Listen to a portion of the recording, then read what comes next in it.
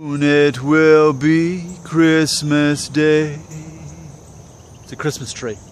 It's a Christmas. This is a Christmas tree, not a pine tree. It's a Christmas tree.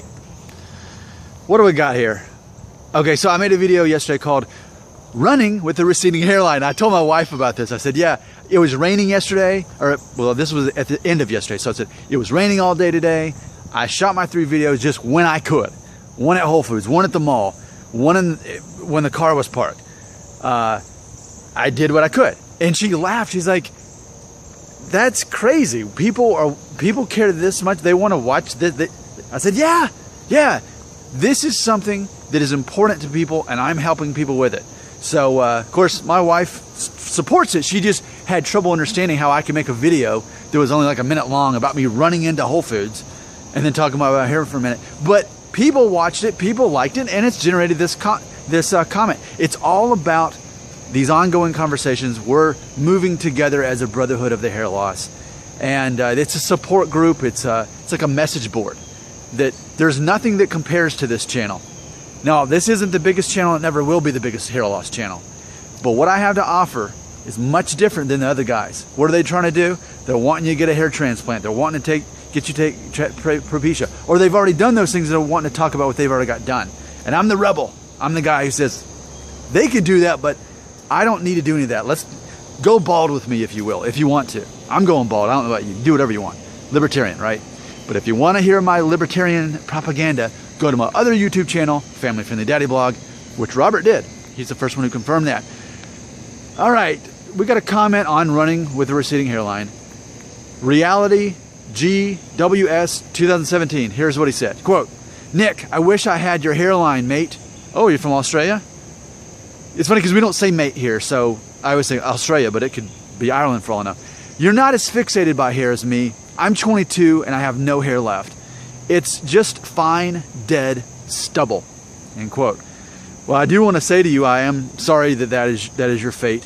Obviously, you're being forced to come to reckoning with being the guy who's going bald very young, and if you can grow a beard, maybe utilizing that and shaving your head, however that is. And I recognize that so many of my viewers and subscribers are younger and balder than me. And here it's funny psychologically, because when I was 22, I had the Norwood 2 and I had the V, and I thought, when does this end? How long do I get to keep my hair? Can I at least be mid-30s before I start really losing my hair? Because see, in my mind, I was going to be like Norwood 4 or 5 by the time I was 35. Like, I thought when I hit 35, then bam, all my hair on top, it just starts disintegrating. And you know, I am Norwood 3 with hints of 4 and 5 thrown in there if you know what to look for.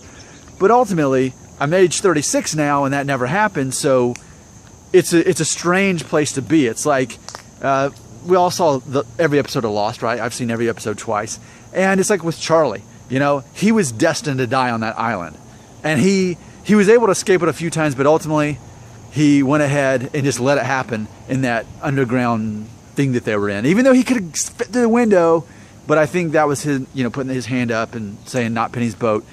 He accepted his fate. So, you know, I had accepted my fate. Here I am. I feel like it's survivor's guilt. That's what this is like. It's like having survivor's guilt a little bit, because I don't know what to do.